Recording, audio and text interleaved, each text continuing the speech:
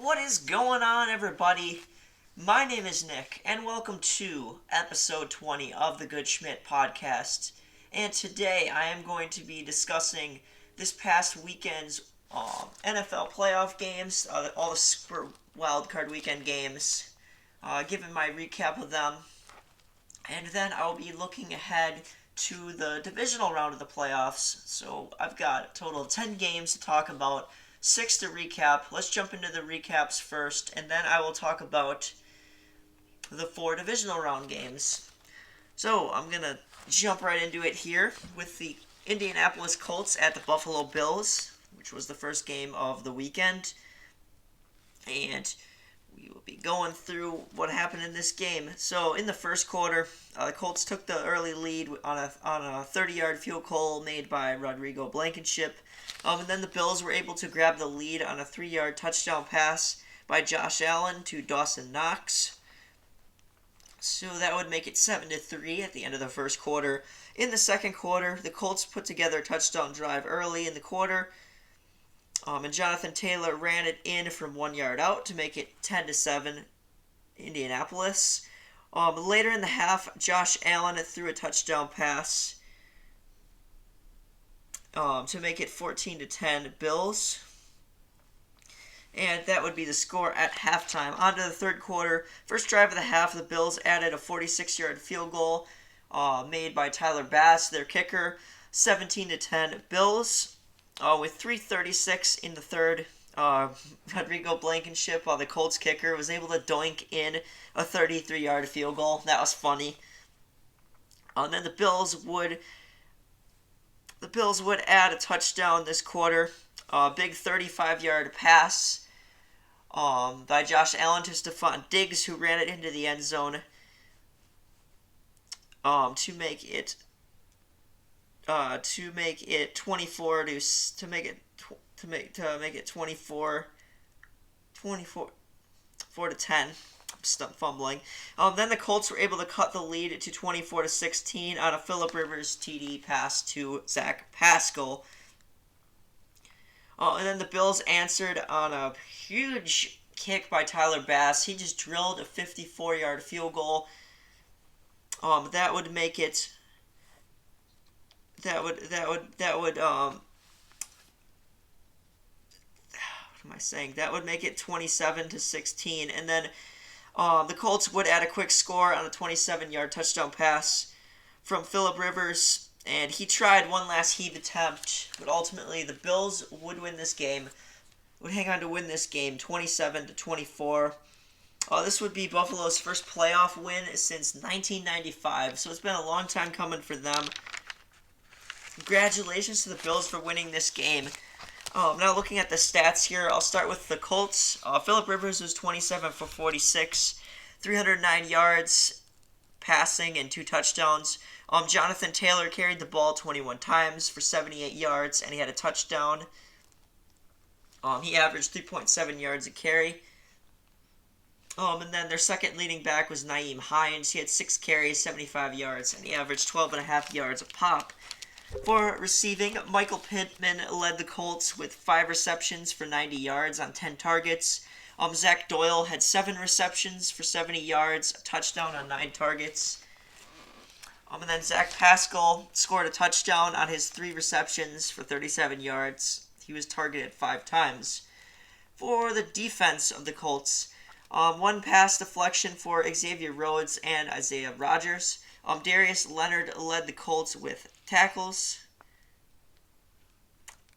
and Autry had a sack and a half for the Colts. Blankenship was 1 for 2 on his field goal attempts. He made a 30, and he also missed a 30-yarder as well as an extra point. As for the Bills' statistics here, Josh Allen 26 for 35 passing, 324 yards, 2 touchdowns, no picks. And Allen was actually the leading rusher for the Bills. He carried it 11 times, 54 yards, and he ran in a touchdown. Stephon Diggs, 6 receptions for 128 yards and a touchdown on 9 targets. Gabriel Davis had 4 receptions for 85 yards on 4 targets, and then Cole Beasley had 7 7 catches for 57 yards. He caught all of his targets. As for the Bills' defense, Micah Hyde had 3 pass deflections. And Jordan Poyer and Matt Milano led the Bills with tackles with 7 apiece. And as for kicking, Tyler Bass had a great game. He made 2 field goals, including that 54-yarder, and he made all of his field goals. So great job by the Bills. They had the better quarterback in this game. Phillip Rivers was not able to come up when he needed to. It was funny trying to see Phillip Rivers throw a Hail Mary at the end there. It was really funny. The Bills just had the better team and they pulled it out. So congratulations to Buffalo in this one. Next up, the second game of the weekend was the Rams taking on the Seahawks. And in this one, the Rams defense absolutely dominated the Seahawks. The game started off with a 40-yard field goal by the Rams kicker, Matt Gay. And then Jason Myers answered in the second quarter on a 50-yard field goal to tie the game up at 3. And then they're just trading field goals here. Matt Gay of the Rams kicked a 39-yarder, 6-3 Rams. And then a huge play by the a huge play by the Rams defense as Russell Wilson threw a pick 6 to Rams defender Darius Williams. He picked it off on a wide receiver screen pass. You rarely see that, so props to Darius Williams of the Rams to make the game at 13-3 Rams. But then the Seahawks would answer on their next drive. Russell Wilson threw a deep pass that DK Metcalf ran in for a touchdown, 51-yard touchdown pass. And DK Metcalf would score to make it 13-10 Rams. So Seahawks cut it to 3 points. The next drive, the Rams answered right back. Cam Akers ran it in for a 5-yard score, 20-10 Rams lead. On to the third quarter, Seattle added a 52-yard field goal by Jason Myers to cut the lead to 20-13. And then the Rams would add one more field goal to make it 23-13. 36-yard kick by Matt Gay. Jared Goff would throw a touchdown pass to Robert Woods. 30-13 Rams lead. And then the Seahawks would score one final touchdown, 30-20. But it would be too little too late as the Rams would win by that score. One thing I would like to note about this game is that Jared Goff was just coming off of surgery 7 days ago prior to this game. I think it was 7 days ago. It was like a week. He had surgery the week before this game. So I was really surprised that they brought him in after the starting quarterback who, John Wolford, got hurt like the second or third drive of the game. He got hurt and they took him to the hospital. I think he got a stinger. I'm not for sure. Something happened to him, but Goff came in and he looked really rusty, but he was able to do just enough to win this game. But really, the story of the game was the Rams' defense. They absolutely stifled the Seahawks on all fronts. They couldn't run the ball. They made Russell Wilson look terrible in this game. So props to the Rams. They played really well in this one. For the stats here, like I said, Russell Wilson had a really rough game. He only completed 11 passes out of his 27 attempts for 174 yards for 2 touchdowns, and he threw that pick 6. Chris Carson had 16 carries for 77 yards. He averaged 4.8 yards a carry. Metcalf led the way in receiving. He had 5 catches for 96 yards and 2 touchdowns on 11 targets. DJ Reed lost a fumble in this game. That was huge for the Rams. Jamal Adams had 3 pass deflections. He did have a big game. Bobby Wagner had 11 tackles to lead the way, as well as a sack and a tackle for loss. And then Jaron Reed added 2 sacks and 3 TFLs. As for the Rams, Jared Goff with the bad thumb completed completed 9 of his 19 passes for 155 yards and a touchdown. Cam Akers had a huge game. He carried the ball 28 times for 131 yards and a touchdown. He averaged 4.7 yards a carry. Cooper Kupp led the way in receiving with 4 catches for 78 yards on 9 targets. Robert Woods caught four passes for 48 yards and a touchdown on 8 passes. For defense, Micah Kistner recovered the DJ Reed fumble. Darius Williams had that 42-yard pick six. That was awesome, like I mentioned. Jalen Ramsey made a really big play to bat the ball down. He did a nice job on Metcalf, even though he scored a couple touchdowns in this game. Jordan Fuller led the way with 4 tackles for the Rams. Aaron Donald had an absolutely massive game before he hurt his ribs. He had 2 sacks, and Leonard Floyd added 2 sacks as well. And then for kicking, Matt Gay hit on all 3 of his field goals and extra points. So, like I said, props to the Rams in this game. And they are moving on to the divisional round. The next game was pretty entertaining. It was the Tampa Bay Buccaneers at Washington, and I expected Tampa to absolutely blow Washington out of the water, but that didn't happen at all. This was a really interesting game. So let's go through it here. First quarter, the Bucs kicked a 29-yard field goal to take a 3-0 lead.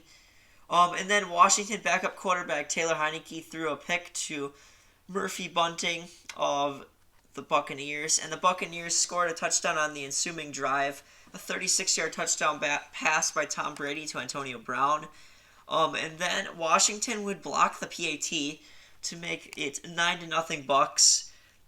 And then surprisingly, the next drive, Taylor Heinicke started to play pretty well. This is when it started to get interesting. Washington answered with a 2-yard touchdown run by J.D. McKissick to make it 9-7 Bucs. On to the second quarter, Tom Brady had a 27-yard touchdown pass to Chris Godwin to make it 18-7 Tampa. They did not get the 2-point conversion attempt. Leonard Fournette was stopped. That's why it was 18-7.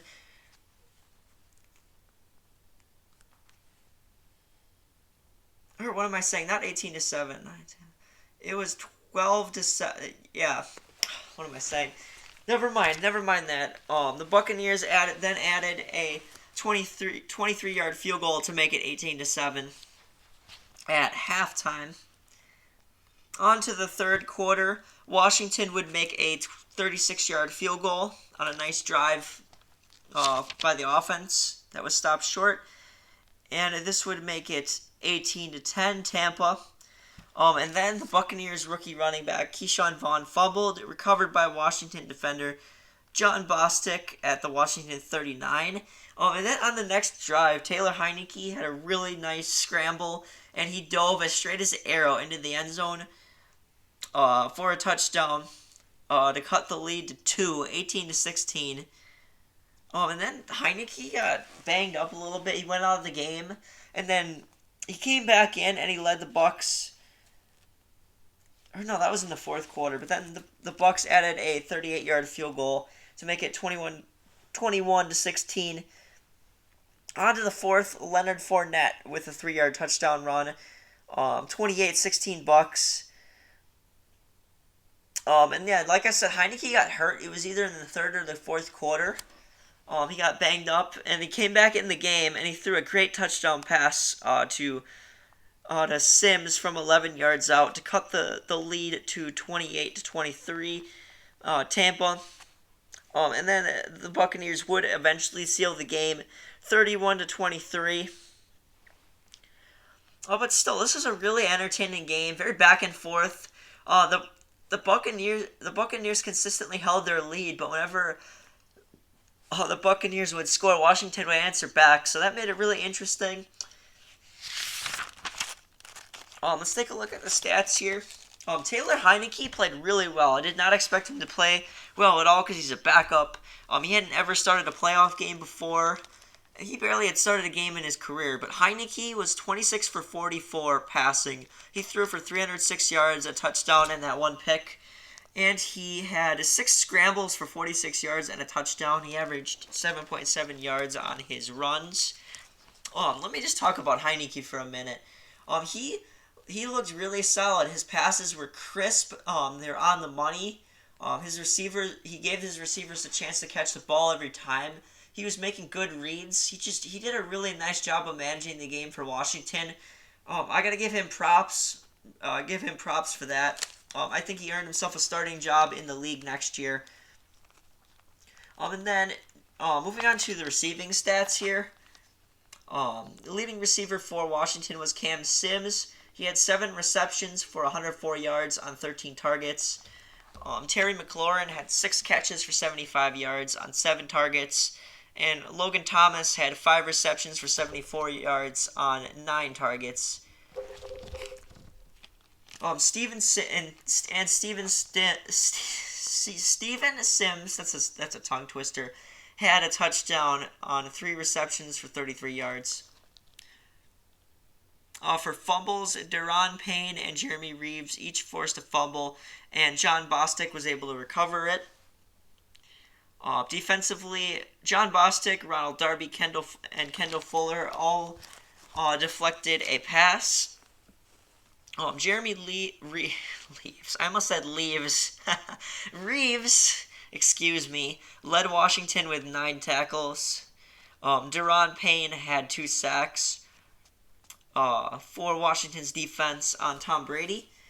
And then for kicking, Dustin Hopkins made a 36-yard field goal and both of his extra points. For the Buccaneers, Tom Brady played really well.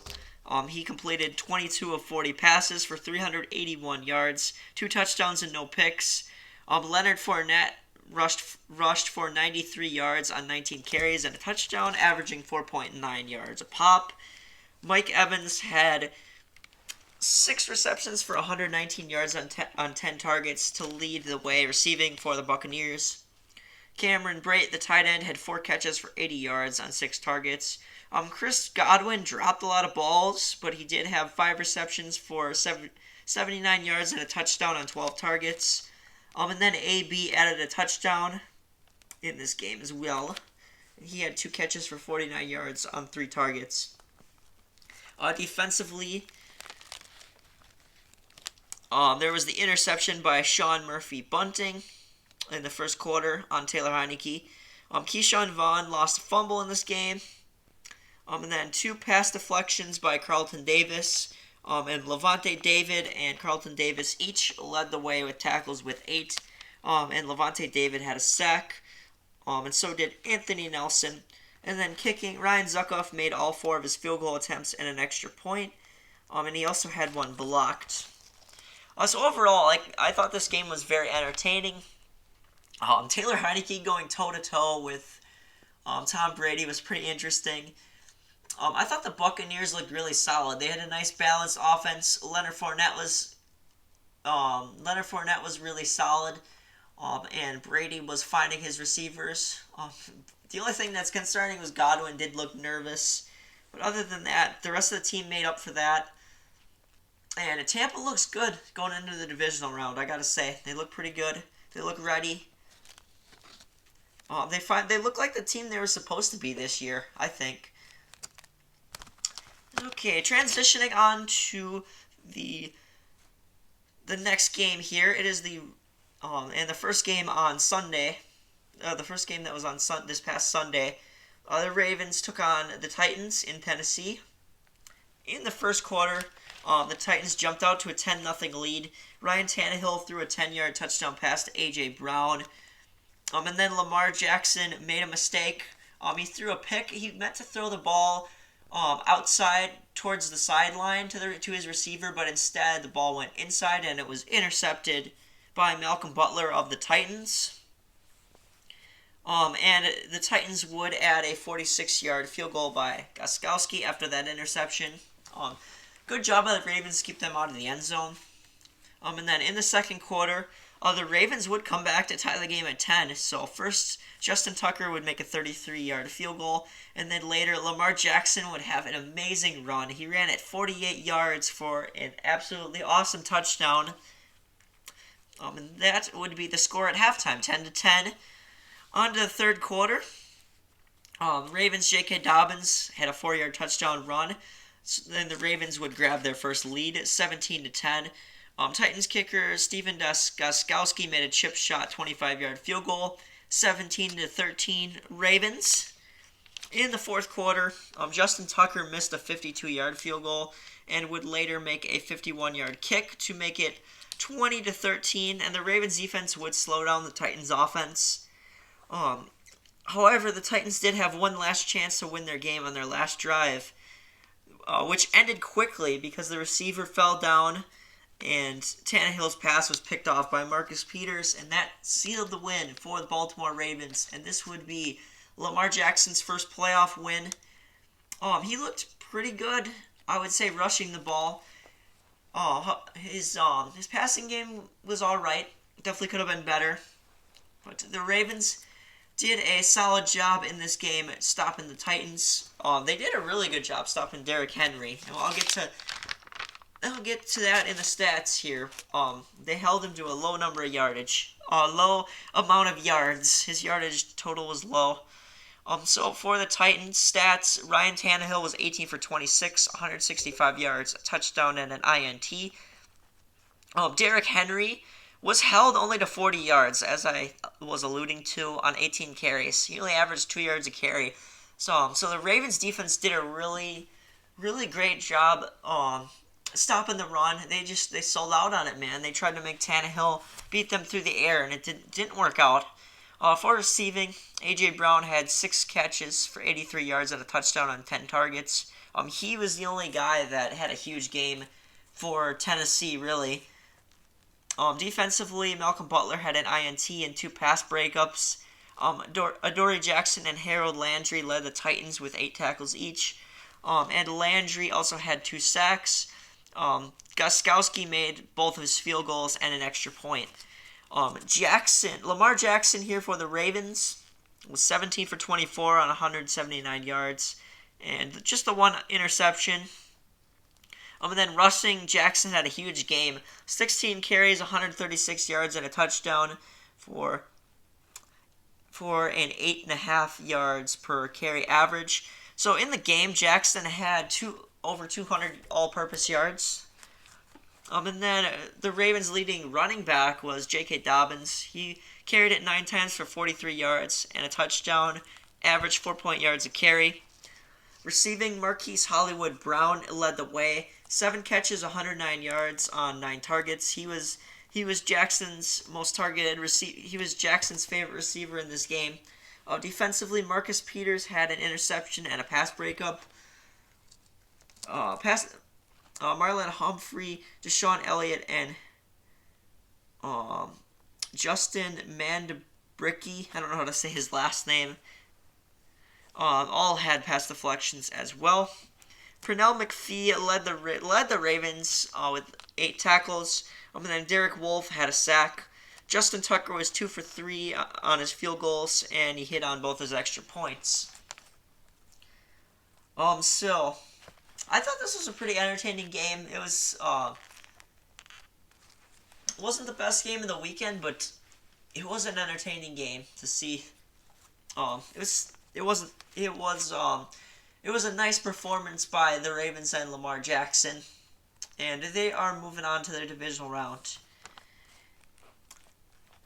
And then on to the second last game of the weekend, we had the Bears taking on the Saints in New Orleans. This is probably the most disinteresting game because the Bears literally had little to no offense in this game. In the first quarter, the Saints started off the scoring with an 11-yard touchdown pass from Drew Brees to Michael Thomas, 7-0 Saints. And then the Bears made a huge mistake here. This is one of their 2 big mistakes in the game. They went for it on 4th and 4 for some reason near midfield, and Trubisky did not dive past the marker to get to the first down. He was a yard short, and the Bears turned it over on downs. Absolutely boneheaded mistake by Trubisky. Why would you not dive? I don't get it, man. I don't get it. He didn't show heart at all in that play. So that was terrible. And then in the second quarter, it started out with a missed 50-yard field goal by Saints kicker Will Lutz. And then the Bears defense made a huge play. They stripped Taysom Hill from behind on a pass attempt and recovered the ball. And then they would end up kicking a 36-yard field goal by Cairo Santos. But before that, they had a chance at a touchdown. Trubisky threw a perfect pass to his receiver Wims, and it went right through his hands. He was standing in the end zone, went right through his hands. So that was the other critical mistake that the Bears made that absolutely killed them. Then in the third quarter, the Saints added a 6-yard touchdown pass to Latavius Murray to make it 14-3 Saints. And then in the fourth quarter, the Saints sealed the deal on a 3-yard touchdown run by Alvin Kamara to make it 21-3. And then the Bears scored a pity touchdown at the end to make it 21-9. The catch was incredible by Jimmy Graham, and I was laughing because when Jimmy Graham was with the Packers, he couldn't catch jack squat. And then the one pass he catches in the game was an incredible pass that probably should have been caught, but it didn't matter. They just scored a pity touchdown.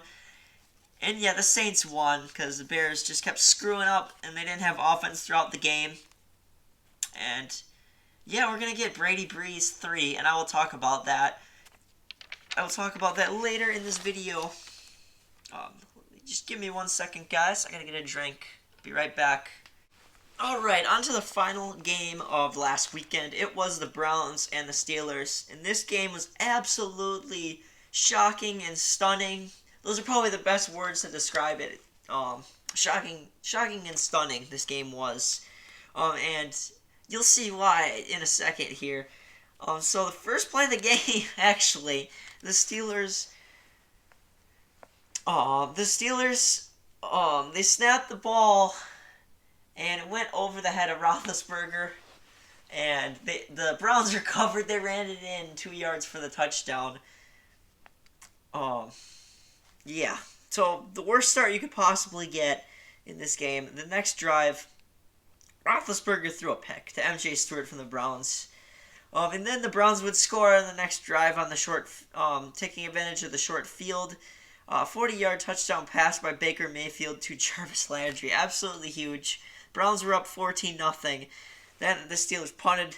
Browns scored again. 11-yard touchdown run by Kareem Hunt. 21-0 Cleveland.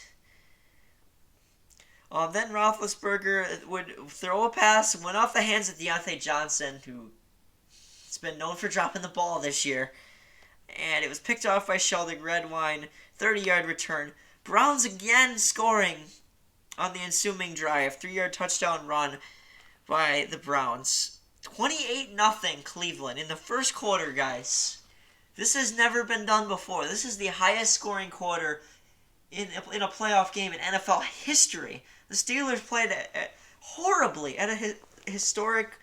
This is historic, man. They played absolutely horribly in this quarter. My gosh. So moving on from that tragic first quarter by the Steelers. It didn't start very well for them. Roethlisberger threw another pick, this time to Porter Gustin. And then towards the end of the quarter, the Steelers finally would get on the board on a 1-yard touchdown run by James Conner. 28-7 Browns.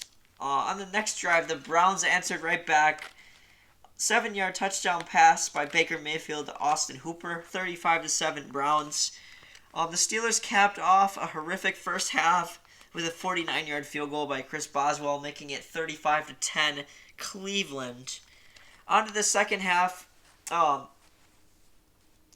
Steelers started to build momentum. Ben Roethlisberger put together a drive, and he threw a touchdown pass to Eric Ebron from 17 yards out. Failed 2-point conversion attempt on an incomplete pass to James Conner. That would make the score 35-16 Cleveland. And then the Steelers would score again later in the quarter. 5-yard touchdown pass to Juju Smith-Schuster. 35-23 Browns. In the fourth quarter, the Browns scored a huge momentum-killing touchdown. Another 40-yard touchdown pass by Baker Mayfield, this time to Nick Chubb. 42-23 Browns. Steelers would answer back on a deep pass from Chase Claypool, 29-yard touchdown pass to make it 42-29. Then Cody Parkey kicked a 24-yard field goal to make it 45-29. Browns. And then Roethlisberger yet again throwing another pick, his fourth of the game, to Taki. And the Browns added one more field goal. And on the one more field goal to make it 48-29.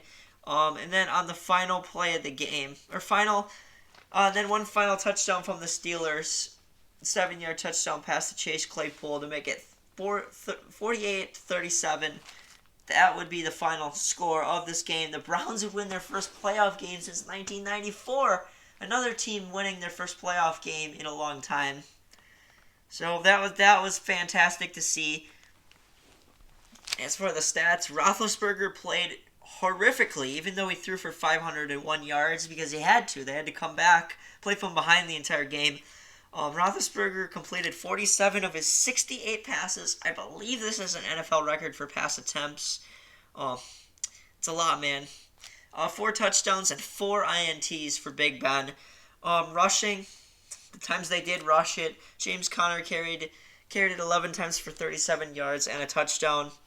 And then leading receiver for the Steelers was Juju. 13 catches, 157 yards, and a touchdown on 19 targets. 19. And then Deontay Johnson had 11 receptions for 117 yards on 16 targets. And then fumbles. Marquise Pouncey botched the snap on the first play. That really set the tone for the entire game. The Steelers just screwed up time and time again. And the Browns capitalized, man. They were very opportunistic. Cam Hayward, TJ Watt, Cameron Sutton, Ola Ananide. I can't say his name, sorry.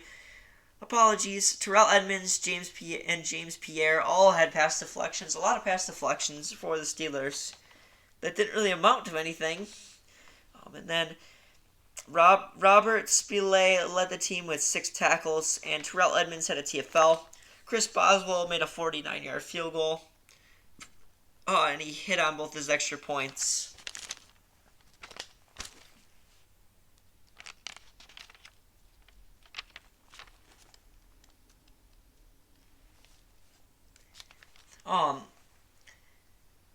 And for the Browns, they had those 4 interceptions, man. That was just crazy. Absolutely insane, man. This game, nobody expected Cleveland to win. Because they've been bad for so long. A big brother, little brother thing, but Cleveland absolutely took it to Pittsburgh. Huge win for them. This is probably the greatest win in Browns franchise history. And if you want to get perspective on this game, listen to Sports Therapy with KTO and Flumlo Raps. KTO is a Browns fan, and he'll tell you how it was from his perspective of the game. I'm not going to say any more about the game besides big congratulations to the Browns. Really happy for them and the Browns fan base. Now I'm going to transition on to the divisional round here. I'm going to go with the schedule and then preview all 4 of the games. On Saturday, we have the Rams at Packers. Game starts at 3:35 p.m. Central Standard Time on Fox.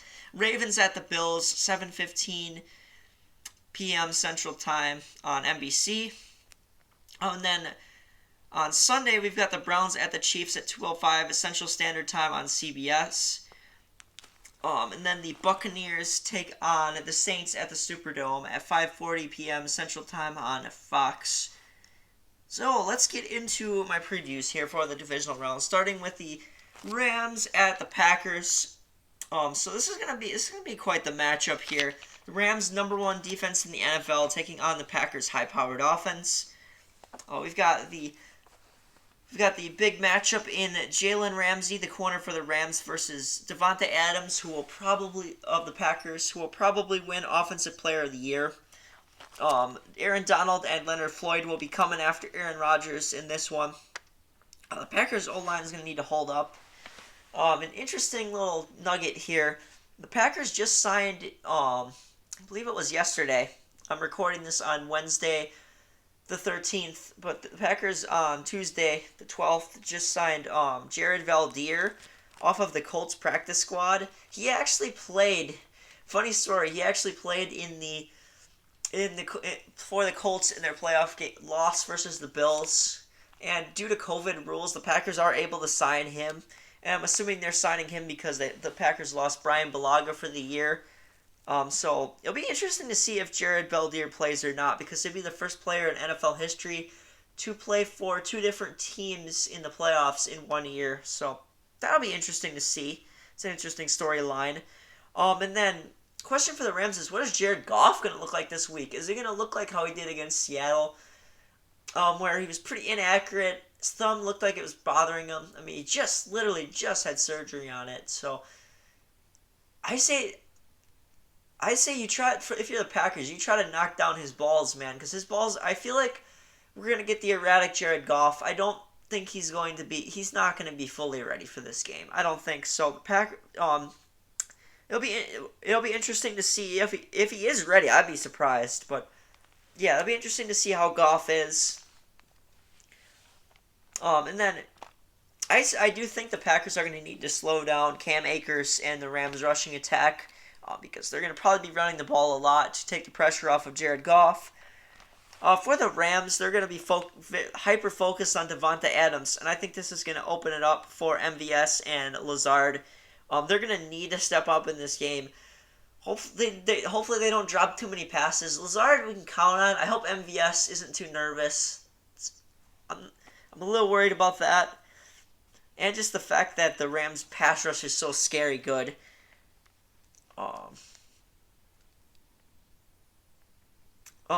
And like I said, I was talking about the run D. I think they can slow down Cam Akers. It's been better as of late. We'll see if we get that run defense to the Pack. We'll see if we get that better run defense in this game.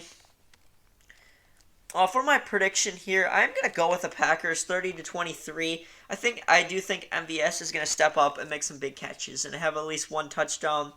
Lazard, I think, will be solid, and it'll be interesting to see Adams versus Ramsey. I do think Adams will get the better of him because he's just been so tough to stop this year. The Rams defense is gonna play good, I think, but the Packers O-line, it's just gonna be better, man. They've had one of the best, if not the best, O-lines in the league. I think they're gonna do a great job of protecting Aaron Rodgers, and that is why I'm picking the Packers, man. I think they're gonna own it up front, own the line of scrimmage. Other receivers will step up and they will stop the run. Next game here, Ravens at Bills. There's a really good quarterback matchup here. Battle between two quarterbacks from the 2018 draft class. Lamar Jackson versus Josh Allen. And it's funny, these teams are really the exact opposite of each other. You've got the Ravens, who have an explosive rushing offense, and you've got a totally opposite philosophy for the Bills. They've got a strong aerial attack. They use the pass kind of to set up the run, while the Ravens they like to use the run game to set up the pass. For the Bills, it's going to be important for them to clog running lanes to make Lamar Jackson beat them in the air. The Ravens are going to need to get pressure on Josh Allen, force him to get rid of the ball quickly. And it'll be interesting to see which wide receiver quarterback combo will have a bigger game. Will it be Josh Allen and Stephon Diggs, or Lamar Jackson and Hollywood Brown? I think it's going to be Allen and Diggs, man. Josh Allen, if it weren't for Aaron Rodgers, probably would be talked about more in the MVP conversation. He's been outstanding this year, and Stephon Diggs led the league in receiving yards. So I like that combo more than Jackson and Hollywood Brown. For the Ravens, Mark Andrews is going to have to help out his quarterback, be that security blanket that he has been for Lamar Jackson this season. And for the rushing game, the Ravens, I think, are going to have to lean more on J.K. Dobbins and Gus Edwards, because they're going to be focused on stopping Lamar. The Bills are going to be focused on stopping Lamar. And then you got a good cornerback receiver matchup in this game, you got Marcus Peters for the Ravens and Stephon Diggs for the Bills. So that will be fun to watch as well. For my pick here, I like the Bills in this one. I think they will slow down Lamar and the Ravens' run game. The Bills are going to keep the momentum going in this game that they've had leading up to the playoffs. And my score prediction is going to be 24-17 Bills. Third game of the weekend here, Browns versus Chiefs.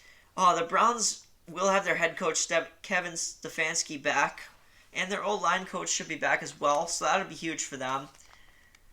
I hope, knock on wood, hopefully the Browns don't run into any more COVID issues.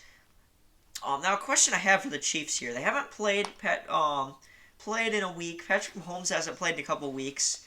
Are they going to play hard early in the game? Because their last few games, they've kind of gotten behind early in games, and they almost lost, and they had to come back at the end. So what are they going to play hard early in the game? That's what I'm wondering. I expect Cleveland to come out smacking some dudes, man. They are hot right now. They're going to come out hot in this game and put up some points. Are the Chiefs going to be able to match that intensity? That's what I'm looking to see. Because otherwise, the Browns are going to have a good chance to win this game. If they can come out hot in this one, I like the Browns. If they can. If not, I think the Chiefs have got this one in the bag. Interesting storyline here. Kareem Hunt's going to be facing his former team in the Chiefs. So, even though the Browns are the hot team coming in, I don't think the secondary is going to hold up against that Chiefs receiving core. They've just been Mahomes and company have just been so tough to stop this year. I don't think they're going to be able to slow down Kelsey. They might be able to slow down Tyreek and the other receivers, but Kelsey is going to feast, I think. However, I still think this game is going to be tight. The Browns are going to go toe-to-toe with the Chiefs. Mahomes will be cold, I do think, in this game. I think he's going to be absolutely cold. So my score prediction in this game is 37-33 Chiefs. In the final game here of the weekend, we got the Buccaneers taking on the Saints at the Superdome. We're going to have Brady Breeze 3, their third matchup in the playoffs. Let's see. Hold on a second, guys.